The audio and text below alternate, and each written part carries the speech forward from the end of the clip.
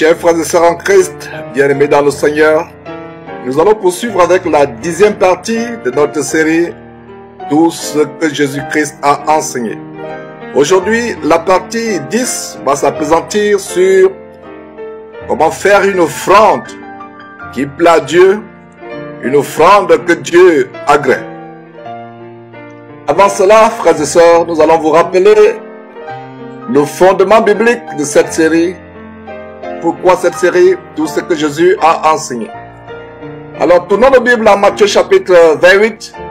Cette grande commission du Seigneur Jésus-Christ, à la fin du chapitre, le tout dernier chapitre de l'évangile de Matthieu, chapitre 28, les 2 derniers versets, Jésus dit à ses disciples, peu de temps avant de s'élever au ciel, verset 19, « Allez, faites de toutes les nations des disciples, les baptisant au nom du Père, du Fils et du Saint-Esprit, et enseignez-leur à observer tout ce que je vous ai prescrit. Et voici, je suis avec vous tous les jours, jusqu'à la fin du monde. » Voilà donc la grande commission du Seigneur Jésus-Christ, qui a 2 parties. La première partie, c'est de faire des nations des disciples de Jésus-Christ, les amenant à Jésus-Christ, les baptisant au nom du Père, du Fils et du Saint-Esprit. Voilà une partie où beaucoup de personnes mettent l'emphase avec les campagnes d'évangélisation à travers le monde. Mais il y a la deuxième partie où nous pensons que le corps de Christ doit de plus en plus être édifié, à savoir enseigner aux disciples à observer tout ce que le Seigneur Jésus-Christ a prescrit. Une évangélisation qui se limite à baptiser les gens, à les amener à Christ, à faire de les disciples, est une évangélisation partielle qui ne portera pas de vrais fruits. C'est faire de ces chrétiens, de ces disciples, des disciples qui plus tard se retrouveront en enfer et on aura évangélisé en vain. La véritable évangélisation consiste non seulement à faire venir les non-chrétiens à Christ Jésus, à faire des disciples, mais pour s'assurer qu'au final, ils pourront entrer dans le royaume merveilleux de Dieu, le royaume éternel, le paradis. Il faut leur enseigner les commandements du Seigneur Jésus-Christ et les amener à les observer. Et nous avons une très grande promesse en Matthieu chapitre 5, au verset 19. Le Seigneur Jésus dit, « Celui donc qui supprimera l'un de ses plus petits commandements et qui enseignera aux hommes à faire de même, sera appelé le plus petit dans le royaume des cieux. Mais celui qui les observera et qui enseignera à les observer, celui-là sera appelé grand dans le royaume des cieux. » Mon frère, ma sœur, si on veut être grand dans le royaume des cieux, nous devons observer tout ce que Jésus a enseigné. Observez cela. Mon frère, cher prédicateur de l'évangile, ministre de Jésus-Christ, veux-tu être grand dans le royaume des cieux? Tu dois enseigner tout ce que Jésus-Christ a enseigné. Non seulement enseigner, mais toi-même observe d'abord tout ce que Jésus-Christ a enseigné et enseigne aux autres à les observer. C'est ainsi que tu seras appelé grand dans le royaume des cieux. A contrario, à l'opposé, celui qui supprimera l'un de ses plus petits commandements et qui enseignera aux hommes à faire de même sera appelé le plus petit dans le royaume des cieux. Voilà donc un des plus petits commandements du Seigneur Jésus-Christ que nous allons voir aujourd'hui et qui concerne la manière par laquelle nous faisons la bienfaisance, la libéralité ou les offrandes.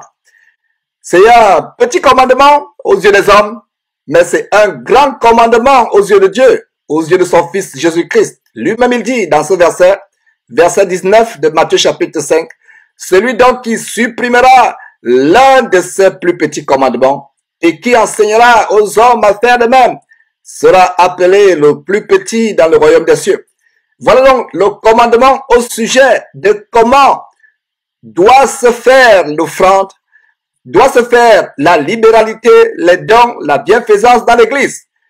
Aujourd'hui, Nous avons ces faux pasteurs qui prêchent pour leur ventre grassouillet et leur bas-ventre pervers, qui prêchent pour s'enrichir, pour s'engraisser, tondant le peuple de Dieu, tondant l'église de Jésus-Christ. Ils prêchent pour leur ventre, ils prêchent pour un gain sordide.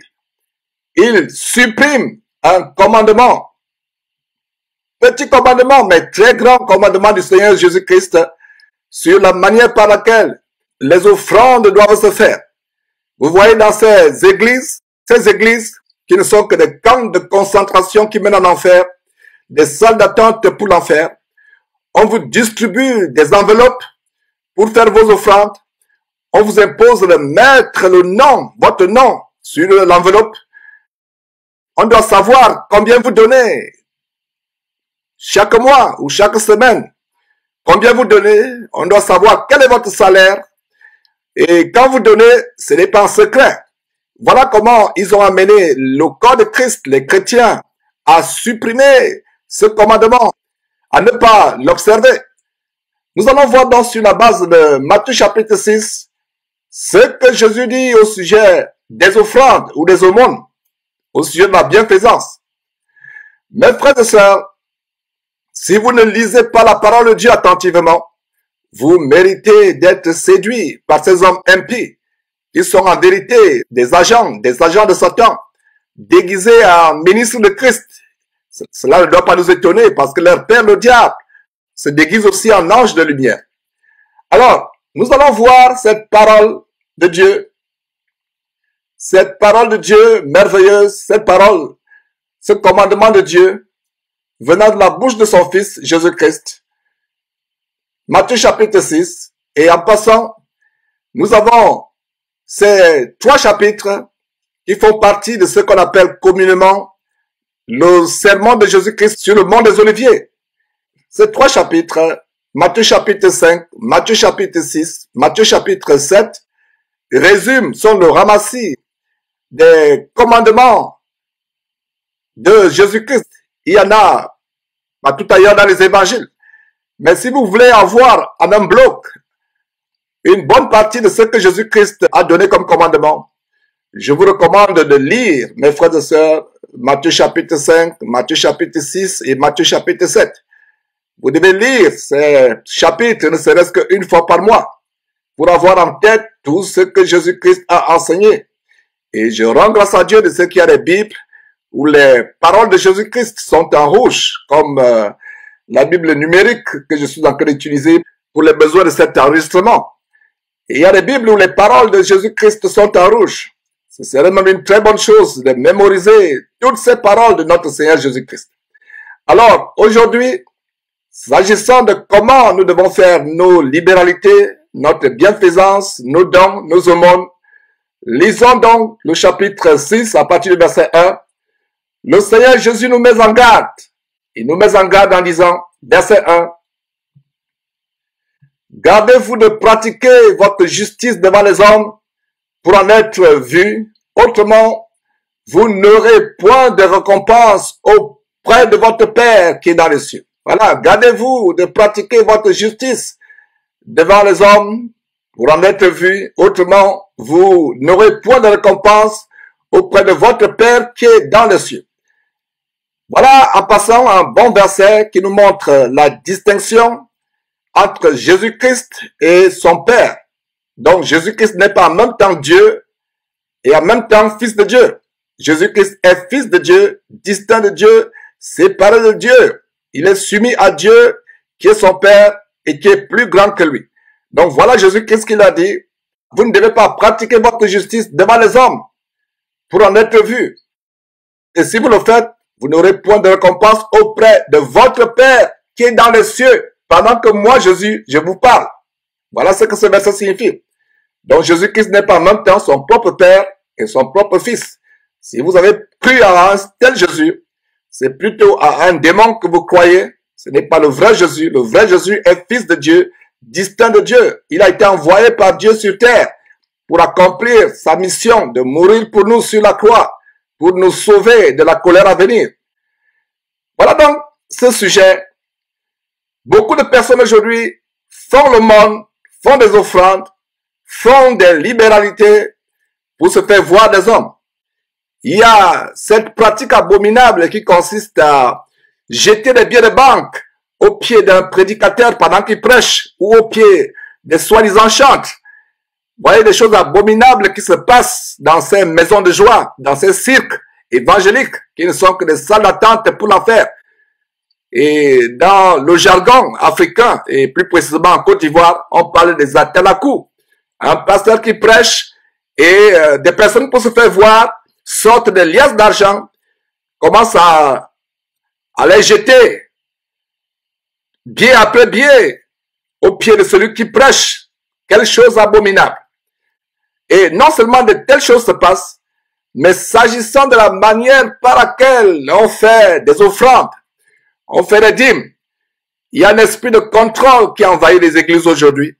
Le soi-disant pasteur qui a mis sur pied son épicerie évangélique, et ce n'est pas l'église de Jésus-Christ. Il se vante de dire « mon église, mon église ». Si vous rencontrez un homme de Dieu qui dit « mon église », c'est la preuve qu'il n'est pas serviteur du Seigneur Jésus-Christ. L'église ne sera jamais la propriété d'un individu. Si vous entendez un pasteur dire « mon église », c'est la preuve à suffisance qu'il n'est pas serviteur de Jésus-Christ. L'église n'appartiendra jamais à un homme. L'église appartient seulement au Seigneur merveilleux, glorieux, excellent, superbement puissant. Le Seigneur Jésus-Christ, c'est lui la tête de l'église. C'est lui l'épouse de l'église. Voilà, c'est lui seul qui est mort pour cette église, qui s'est donné en sacrifice sur la croix pour cette église. Ces gens donc, qui parlent de leur église, en fait, ce n'est que des épiceries évangéliques. Ils veulent tout contrôler. Combien vous donnez? Quel est votre salaire? Quels sont vos revenus? Voilà l'esprit de contrôle. Alors que le Seigneur Jésus dit, quand vous donnez, vous devez donner dans le secret. Et on va voir cela. Aujourd'hui, il y a des églises où on vous force à donner. Ces pasteurs se transforment en de véritables collecteurs d'impôts. Et ils devraient plutôt demander des recrutements auprès de l'administration du fisc, des impôts de leur pays, au lieu de gruger le peuple de Dieu. Donc, ils se transforment en des collecteurs d'impôts. Si vous n'avez pas dîmé, si vous n'avez pas donné votre offrande, ils vont vous demander, ils vont vous harceler. Ils vont vous dire, mais ça fait longtemps, on ne voit plus vos offrandes. Qu'est-ce qui se passe? Or, que dit la parole de Dieu? Quand tu fais le monde, ta main gauche ne doit même pas savoir ce que ta main droite t'a donné. Alors, si ta main gauche, à toi, ta propre main gauche, ne doit pas savoir ce que tu as donné, est-ce un homme, soi-disant pasteur, ou évêque, ou apôtre, qui va savoir ce que tu donnes? Voilà comment les hommes ont contribué aujourd'hui à supprimer l'un des plus petits commandements. Alors, voyons ce commandement de la bouche même du Seigneur Jésus-Christ, toujours en Matthieu chapitre 6, verset 2. Lorsque donc que tu fais le monde, ne sonne pas la trompette devant toi, comme les hypocrites dans les synagogues et dans les rues, afin d'être glorifiés par les hommes. Je vous le dis en vérité, ils reçoivent leur récompense. Voilà la raison pour laquelle le Seigneur Jésus disait que notre monde, que ce soit le monde, la bienfaisance, la libéralité, les dons, tout ce que nous offrons, soit pour le service de l'évangile, soit pour l'assistance aux pauvres, aux orphelins, aux veuves, nous ne devons pas sonner la trompette. Vous voyez ces pasteurs qui font des dons dans les villages, qui vont faire des dons dans les prisons, qui vont faire des dons dans les quartiers pauvres. Ils postent des vidéos pour qu'on voit comment ils ont distribué des sacs de maïs, des sacs de riz, comment ils ont distribué des cartons de poissons, des cartons d'huile. Ils sonnent la trompette. Voilà une grande dérive dans le corps de Christ que nous sommes en train de corriger aujourd'hui dans cette partie 10 de cette série, tout ce que Jésus-Christ a enseigné. Mon frère, ma sœur, si tu as sonné la trompette devant toi en faisant le monde, la bienfaisance, la libéralité, si tu as publié une vidéo après avoir donné des dons, la parole de Dieu dit que tu es un hypocrite. Voilà, un hypocrite. Tu sonnes la trompette, tu te fais voir. Voilà. Et c'est d'ailleurs le verset 1, revenons au verset 1, gardez-vous de pratiquer votre justice devant les hommes pour en être vus. Vous n'aurez point de récompense auprès de votre Père qui est dans les cieux. Ne faisons pas des choses pour être vus des hommes. Ne faisons pas des choses pour être glorifiés des hommes. Non seulement c'est un péché, on enfreint au commandement de Jésus-Christ, mais c'est une abomination qui revient à usurper la gloire qui doit revenir à Dieu et à Dieu seul. Donc lorsque tu fais le monde, verset 2, ne sonne pas la trompette, ne sonne pas la fanfare, comme les hypocrites dans les synagogues. Et voilà comment les pasteurs amènent les croyants dans cette abomination. Et ils vous donnent des enveloppes avant d'entrer dans leur synagogue de Satan, leur maison de joie, qui ne sont que les habitations de démons. Ils vous distribuent les enveloppes à l'entrée. Il y a même des soi-disant croisades, des séminaires qui sont organisés. Apparemment, on vous dit l'entrée gratuite. Mais quand vous venez, c'est des enveloppes qu'on vous distribue. Vous voyez, apparemment, vous n'avez rien payé, mais vous allez payer, et même plus, dans les enveloppes qu'on vous distribue. On vous dit de mettre le nom sur l'enveloppe. Quelle abomination, mes frères et sœurs.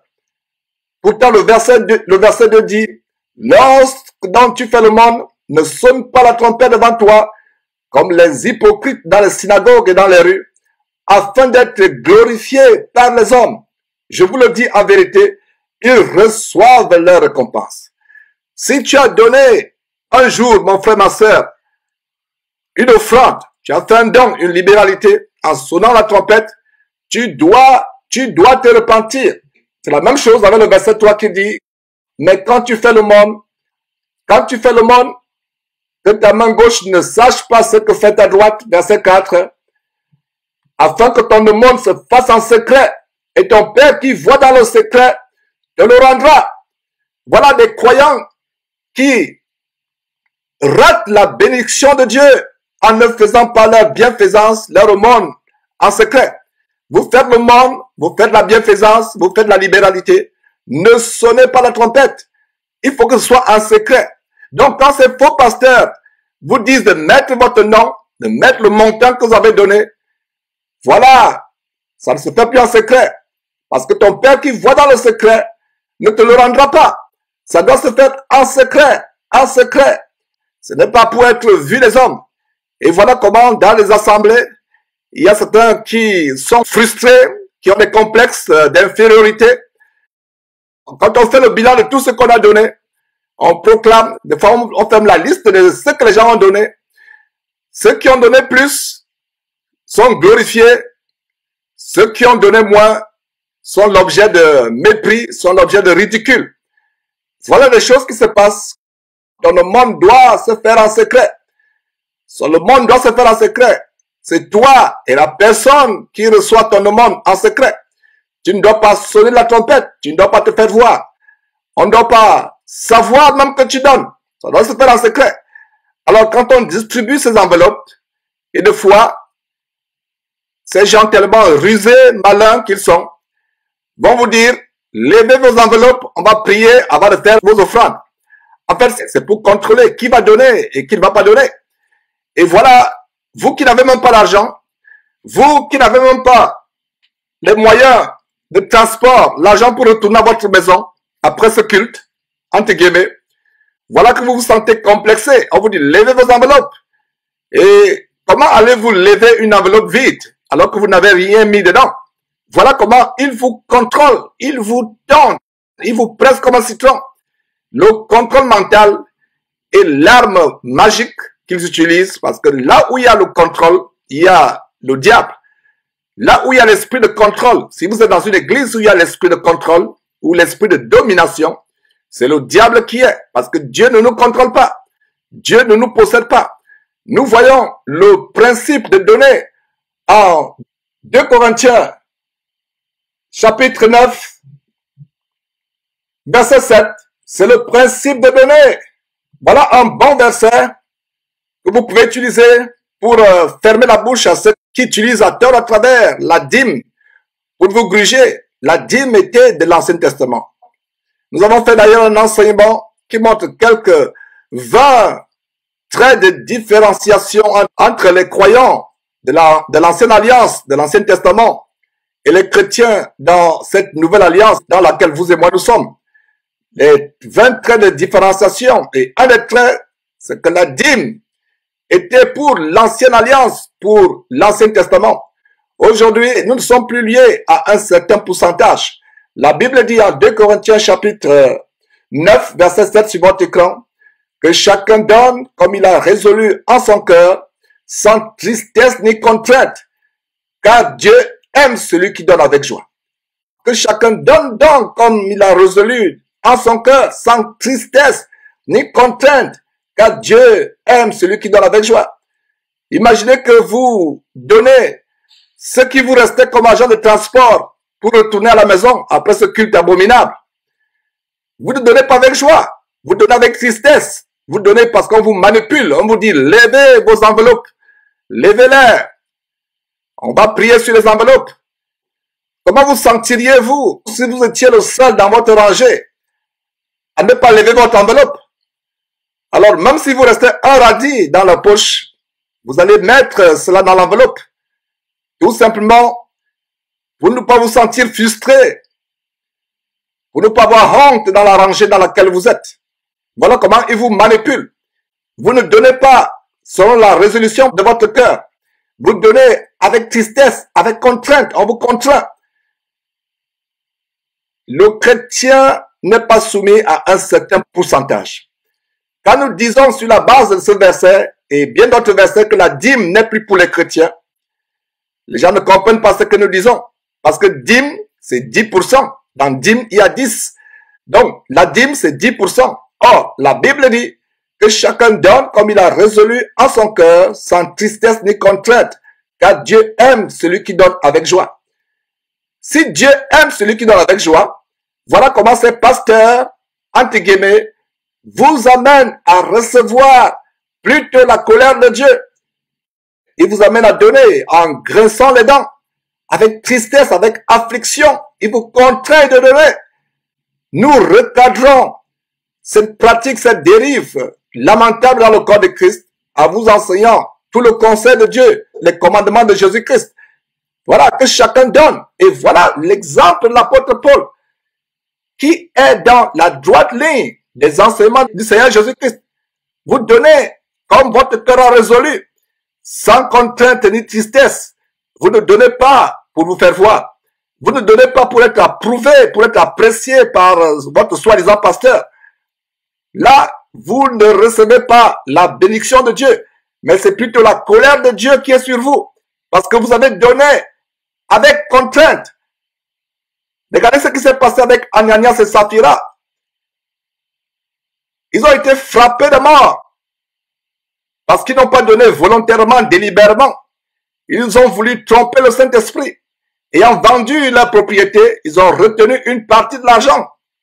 Ils sont venus mentir aux apôtres qui étaient assemblés, Pierre et les autres. Pierre leur avait dit, qui vous a forcé de vendre votre propriété? Et après l'avoir vendu, qui vous a forcé à venir donner l'argent? Personne ne vous a forcé à vendre votre propriété. Personne ne vous a forcé à venir donner l'argent. Mais comment vous venez mentir au sujet du montant de la vente? Voilà comment ils ont été frappés de mort. Et c'est la même mort qui pèse sur la tête des personnes que les faux pasteurs amènent à donner en graissant les dents, à donner avec tristesse, avec contrainte, sans la résolution de leur cœur. Et nous avons un détail aussi à Philémon. Paul écrivant à Philémon, voilà ce que Paul dit à Philémon au sujet de la bienfaisance concernant Onésime, un enfant que Paul a engendré dans les chaînes, comme vous pouvez lire au verset 10. Voilà ce que Paul dit à Philémon, verset 14, Philémon 14. Toutefois, je n'ai rien voulu faire sans ton avis, afin que ton bienfait ne soit pas comme forcé, mais qu'il soit volontaire. Voilà le standard dans l'église de Christ aujourd'hui. Nos libéralités, notre bienfaisance, nos aumônes, nos offrandes, nos dons ne doivent pas être forcés, mais ils doivent être volontaires. Donc, il y a des astuces, des subterfuges, de la ruse qu'ils utilisent pour vous forcer. En fait, c'est de l'extorsion. L'extorsion, c'est le fait pour quelqu'un de vous faire donner avec malice, avec ruse, afin que ton bienfait ne soit pas forcé, mais qu'il soit volontaire. Voilà le standard aujourd'hui. Le standard aujourd'hui, mes frères et sœurs. Et nous avons un autre verset qui nous montre qu'il ne s'agit pas de vous exposer à la détresse afin de soulager quelqu'un qui est pauvre ou de contribuer à l'église. 2 Corinthiens chapitre 8, verset 13. Voilà un grand verset qui nous montre comment nous faisons nos offrandes. Car il s'agit non de vous exposer à la détresse pour soulager les autres, mais de suivre une règle d'égalité. Dans la circonstance présente, votre superflu pourvoira à leurs besoins. Verset 14. Afin que leur superflu pourvoie pareillement au vôtre, en sorte qu'il y ait égalité. Verset 15. Selon qu'il est écrit, celui qui avait ramassé beaucoup n'avait rien de trop, et celui qui avait ramassé peu n'en manquait pas. Voilà donc la règle d'égalité qui est établie. Il ne s'agit pas, verset 13, de vous exposer à la détresse pour soulager les autres. Il ne s'agit pas de vous exposer à la détresse pour contribuer à un programme ou à une campagne de votre soi-disant église. Il ne s'agit pas de vous exposer à la détresse. Cependant, ces faux pasteurs vous disent, donnez, même s'il faut priver vos enfants de leur alimentation, donnez, même s'il s'agit de votre loyer. Ils vous disent que Dieu va vous bénir. Quel mensonge! Est-ce que c'est ce que l'apôtre Paul dit dans ce verset? Car il s'agit non de vous exposer à la détresse pour soulager les autres, mais de suivre une règle d'égalité. Donc, ces gens qui vous disent, même si c'est votre argent de loyer, venez donner. Même si c'est l'argent que vous devez donner à vos parents, vos vieux parents qui sont au village, venez donner. Même si c'est l'argent pour les fournitures scolaires, parce que c'est la rentrée des enfants, l'argent des fournitures scolaires de vos enfants, venez donner. Même si c'est l'argent pour les besoins de la maison, venez donner. Dieu va pourvoir, vous disent-ils. Pourquoi eux ne font-ils pas confiance à Dieu? Pourquoi nous amènent-ils à être dans la détresse? Et voilà comment le nom de Dieu est blasphémé, même parmi les païens, avec des choses terribles qu'ils font aujourd'hui. Donc il ne s'agit pas de vous exposer à la détresse. Donc le jour où un pasteur vous dit de donner l'argent pour une campagne ou pour quoi que ce soit, montrez-lui ce verset, surtout s'ils vous disent de ne même pas payer votre loyer, Dieu s'en chargera. De ne même pas payer la scolarité de vos enfants, Dieu s'en chargera. De ne même pas pourvoir à l'alimentation de vos enfants, Dieu s'en chargera. Montrez-leur ce verset. Verset 13, 2 Corinthiens chapitre 8, verset 13. Car il s'agit non de vous exposer à la détresse pour soulager les autres, mais de suivre une règle d'égalité. Dans la circonstance présente, votre superflu pourvoira à leurs besoins, verset 14, afin que leur superflu pourvoie également au vôtre, en sorte qu'il y ait égalité. Voilà comment nous devons faire. D'ailleurs, nous avons un verset où Jésus-Christ reprend les anciens de Jérusalem, les pharisiens et les scribes. On peut voir ça en Matthieu chapitre 15, disons même à partir du verset 1. Alors les pharisiens et les scribes vinrent de Jérusalem auprès de Jésus. Verset 2. Pourquoi tes disciples transgressent-ils la tradition des anciens? Pourquoi tes disciples transgressent-ils la tradition des anciens? Car ils ne se lavent pas les mains quand ils prennent les repas. Et Jésus rétorque à partir du verset 3. Jésus leur répondit, et vous, pourquoi transgressez-vous le commandement de Dieu au profit de votre tradition? Verset 4. Car Dieu a dit, honore ton père et ta mère, et celui qui maudira son père ou sa mère sera puni de mort. Mais vous, verset 5, mais vous dites, Celui qui dira à son père ou à sa mère, ce dont j'aurais pu t'assister est une offrande à Dieu, n'est pas tenu d'honorer son père et sa mère. Verset 6. Vous annulez ainsi la parole de Dieu au profit de votre tradition. Voilà ce verset 5 de Matthieu chapitre 15. Ils disent, voilà, j'aurais bien voulu, papa, maman, t'aider, mais ce que je voulais t'envoyer, le Western Union que je voulais t'envoyer, le MoneyGram que je voulais t'envoyer, c'est plutôt à un pasteur que je vais donner. Oh papa, maman, attends un peu, attends dans 2 mois, 3 mois. Voilà ce que dit ce verset. Mais vous vous dites, celui qui dira à son père ou à sa mère, ce que j'aurais pu t'assister est une offrande à Dieu, n'est pas tenu d'honorer son père et sa mère. Voilà ce que ces gens disent. Et Jésus est contre eux. Jésus utilise cet exemple pour dire, voilà, vous annulez la parole de Dieu au profit de votre tradition.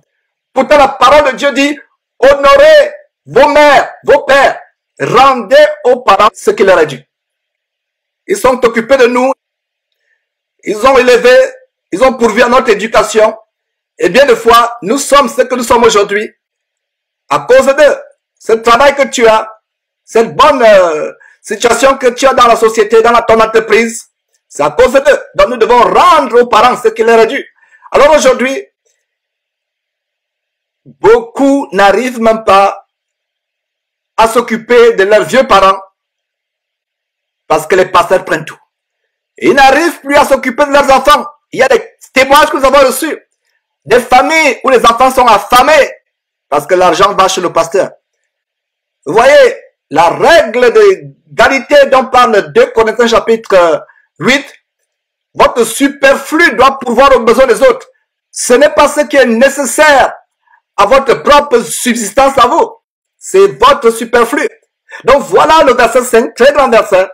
Ils disent, papa, maman, ce dont j'aurais pu t'assister, je vais le donner au pasteur, je vais le donner au prophète, je vais le donner à l'archevêque. Tous ces noms pompeux qui se donnent bishop, archevêque, général de Dieu, colonel de Dieu, amiral de Dieu, révérend, usurpant la gloire de Dieu. Donc papa, maman, ce dont j'aurais pu t'assister, je vais le donner au pasteur. Donc papa, maman, je ne suis pas tenu de t'honorer. Voilà comment Jésus-Christ la ferme à la bouche. Et il y a une grande leçon ici, mes frères et sœurs. Et d'ailleurs, c'est ce que l'apôtre Paul nous dit, inspiré par Dieu, en 1 Timothée chapitre 5, verset 8. Si quelqu'un n'a pas soin des siens, et principalement de ceux de sa famille, il a renié la foi et il est pire qu'un infidèle. Si quelqu'un n'a pas soin des siens, et principalement de ceux de sa famille, il a renié la foi et il est pire qu'un infidèle. Voilà comment ces faux pasteurs vous amènent à désobéir à la parole de Dieu, à être pire que les infidèles. L'argent avec lequel vous aurez pu vous occuper de vos enfants, de votre vieux père, de votre vieille mère, ils vous contraignent de le leur donner. Voilà comment ils vous amènent à être pire qu'un infidèle. Vous devez d'abord avoir soin des vôtres, et principalement les gens de votre famille, vos enfants, votre époux, votre épouse, vos parents, ceux qui vous ont engendré, ceux qui ont fait de vous ce que vous êtes aujourd'hui. Vous devez d'abord prendre soin. Voilà comment les pasteurs vous envoûtent et vous amènent à vous détourner de ces commandements élémentaires de prendre soin de votre famille, de prendre soin de vos parents. Maintenant, tous c'est eux. Nous recevons des témoignages, des témoignages, des témoignages, des témoignages de comment des personnes se sont appauvries.